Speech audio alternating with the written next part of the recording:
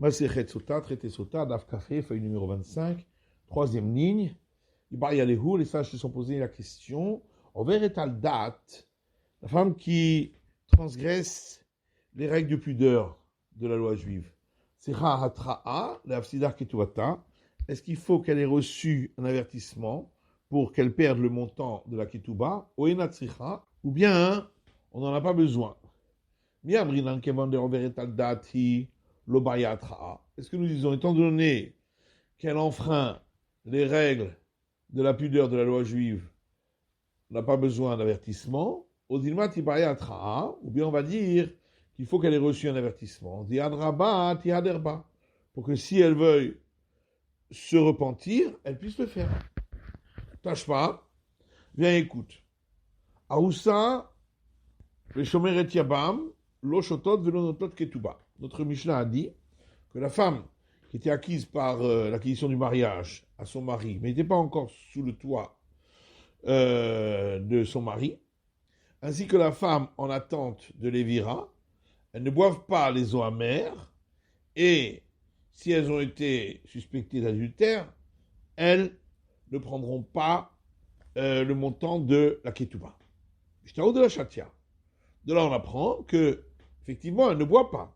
Hakinouye, maklela. Mais le mari lui fait un avertissement. Et pourquoi a-t-elle besoin d'avertissement? N'est-ce pas pour perdre le montant de la ketouba? Amarabaye et l'eau. Abaye dit non, il n'y a pas de preuve. Peut-être que c'est au sra alav. C'est pour qu'elle soit interdite au mari. Rapapa Amar, la shkota que chez Inesua. Rapapa dit, elle a besoin d'avertissement pour que, après qu'elle soit sous le même toit que son mari, il puisse la faire boire. Qu'il est Tania, comme c'est écrit dans une braïta. En mekanim la roussa, la shkota que chez Aroussa. On ne peut pas avertir la femme qui est uniquement acquise par acquisition du mariage pour la faire boire lorsqu'elle est dans cette période où elle est juste acquise par acquisition du mariage. Aval mekanim la roussa, la shkota que chez Inesua. Mais on peut faire un avertissement à la femme qui est acquise par acquisition du mariage pour qu'elle boive après qu'elle sera sous le toit de son mari. Amar Rava, Rava dit, tâche pas, viens écoute une preuve de la suite de la Mishnah. Almana Kohen Gadol Grusha V'Chalutza de Kohen Idiot. Une veuve qui était mariée avec un grand prêtre, ou une femme divorcée, ou une femme qui avait accompli la cérémonie de déchaussement, qui était mariée avec un prêtre simple, Mamzeret Untina l'Israël, ou une femme issue d'une relation interdite, qui n'a pas le droit de se marier avec quelqu'un d'Israël, ou une femme issue du peuple des Natines qui ne pouvait pas se marier avec les enfants d'Israël. Bat Israël et Mamzer Unatin, ou une fille d'Israël qui s'était mariée avec un homme issu d'une relation interdite qui n'a pas le droit de se marier avec une fille d'Israël, ou avec un homme issu du peuple des Natines qui n'a pas le droit de se marier avec quelqu'un du peuple d'Israël. Dans tous ces cas-là, étant donné que le mariage est interdit, ils ne peuvent pas vivre ensemble, au shotot, elles ne boiront pas les eaux amères, puisque les eaux amères, on les boit pour l'autoriser à son mari, mais là, de toute façon, elle est interdite. Velonotlot ketouba, et elles ne recevront pas le montant de la ketouba. Mishtaou de la chatia. De là, on en déduit que c'est seulement boire que la Mishnah dit qu'elle ne boira pas. Hakinouye makle léou. Mais elles recevront l'avertissement. Ou les mailles. Et pourquoi? Il osera là, si c'est pour interdire ces femmes à leur mari, à Siram et Kaiman, elles sont de toute façon déjà interdites. Et la lave, c'est dans Ketubatam. Et donc, c'est forcément pour qu'elles perdent le montant de la Ketuba. Et on a donc résolu une question. Amarabuda Midiskarta, lo. Ravuda Diskarta dit non, il n'y a pas de preuve. Peut-être que c'est les Osra, les Boel, Kebal. Elles reçoivent l'avertissement pour être interdites à celui qui aurait eu relation avec elles, de la même manière que elles sont interdites au mari. Quand c'est écrit dans une Mishnah, que Shem Shasura le Baal, Kar Asura le Boel. De la même manière que la femme qui a été suspectée d'adultère, elle est interdite à son mari, de même, elle sera interdite à celui qui aurait eu relation avec elle. Amar Avrana Misura Tashpa. Avrana de Sura dit, viens écoute une preuve de la suite de notre Mishnah. Velouche Beddin Mekanin Lahen. Voici les cas où c'est le tribunal rabbinique qui donne l'avertissement à elle. Mishit Ba'ala, celle dont le mari est devenu sourd-muet, ou nishtate, ou qu'il est devenu fou, ou shayach havush bet asuri, ou qu'il était enfermé en prison, et donc il ne peut pas faire l'avertissement. Et c'est pas pour lui permettre de boire les eaux amères qu'ils ont dit que le tribunal donne l'avertissement. Et là, c'est pour ça, mais c'est pour qu'elle ne puisse pas recevoir le montant de sa ketouba. Shmarmina, on a donc une preuve d'ici, Bariatra, qu'il faut pour cela un avertissement. Shmarmina, c'est donc bien une preuve. Mais Kulumaita Malo Amre Meha, les autres maîtres rapportés qui ont donné d'autres preuves, pourquoi n'ont-ils pas apporté cette preuve-là, qui a priori est une preuve manifeste? Dis-moi, Shani Atam, parce que eux, ils disent peut-être c'est différent dans ce cas-là. Car étant donné qu'elle n'a pas la crainte du mari, puisqu'il est devenu fou, il est en prison, c'est pourquoi elles ont besoin d'un avertissement. Mais dans le cas où le mari est normal, peut-être qu'on n'aurait pas besoin de son avertissement, parce qu'elles ont déjà la crainte du mari.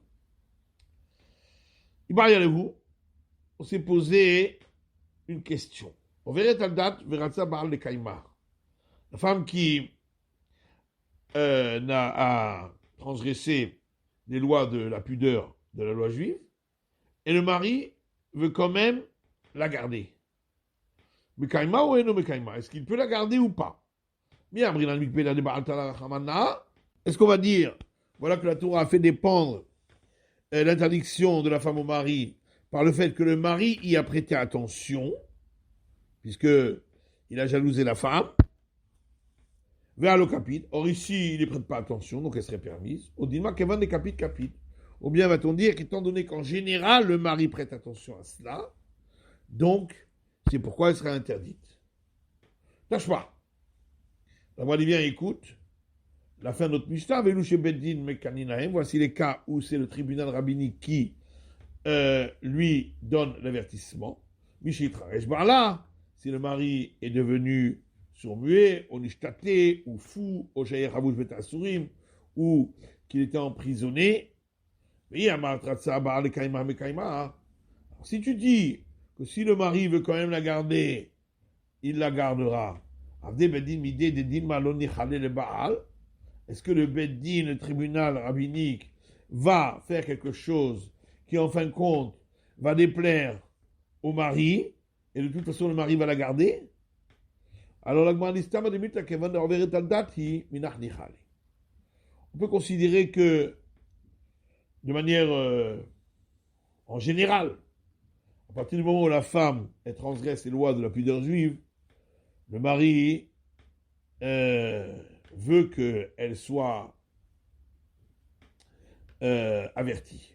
C'est pourquoi le tribunal rabbinique l'avertit. On s'est posé une autre question. Si le mari a renoncé à l'avertissement qu'il lui a donné, est-ce que l'avertissement est annulé ou pas? Est-ce qu'on dit la Torah a fait dépendre son statut du fait que le mari l'avait averti, ou voilà que ici le mari a renoncé à son avertissement, donc elle serait permise. Ou bien on va dire à partir du moment où il lui a fait un avertissement au départ, là il ne peut pas l'annuler. Tâche pas, viens écoute la Gemara Velou chez Beddin Mekanin Lahem. Voici les cas où le tribunal rabbinique donne l'avertissement, Mishéitraresh Ba'ala, si le mari était devenu sourd-muet, ou nishtate, ou fou, ou shayach havush bet asurim, ou qu'il était en prison. Mais si tu dis que lorsque le mari renonce à son avertissement, l'avertissement est annulé, est-ce que le tribunal rabbinique va faire quelque chose qui, en fin de compte, pourra être annulé par le mari? La réponse en général, un homme est d'accord avec ce qu'a fait le tribunal rabbinique. C'est pourquoi ils n'ont pas à craindre qu'il va annuler. Tâche pas, viens écoute. On a vu dans une Mishnah que le tribunal de son endroit lui mettait à disposition 2 sages pour l'accompagner jusqu'à Jérusalem.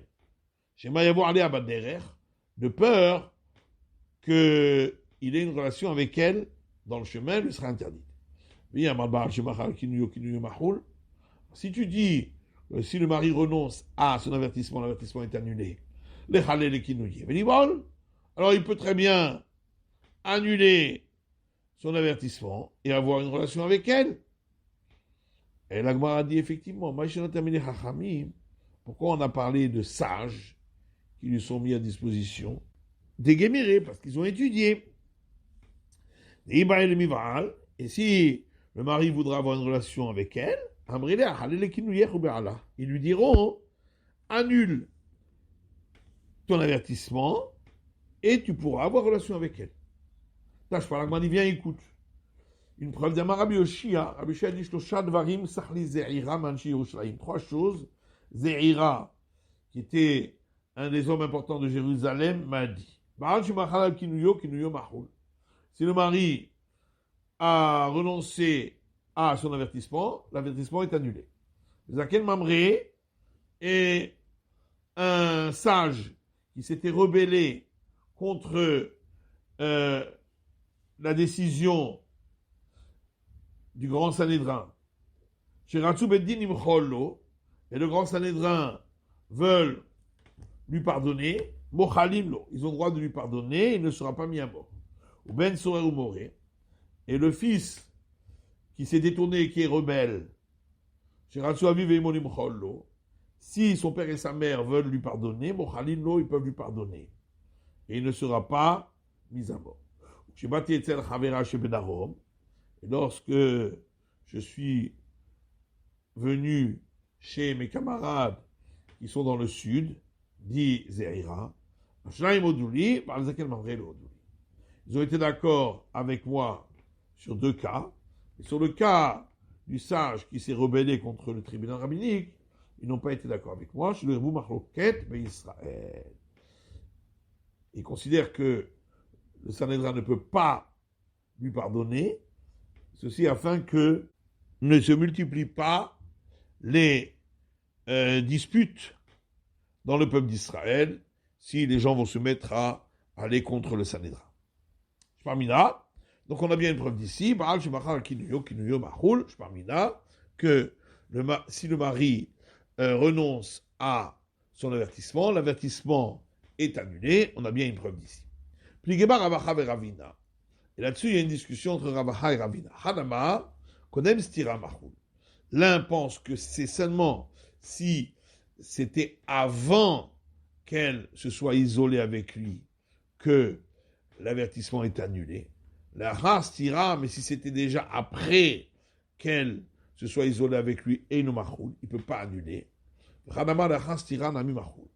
Et l'autre dit, même après l'isolement, il peut annuler.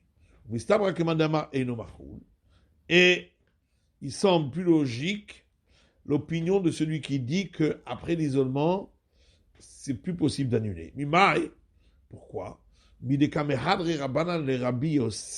a vu que les sages ont répondu à l'argument de Rabbi Yossé, de Tanya, qu'on voit dans une braïta.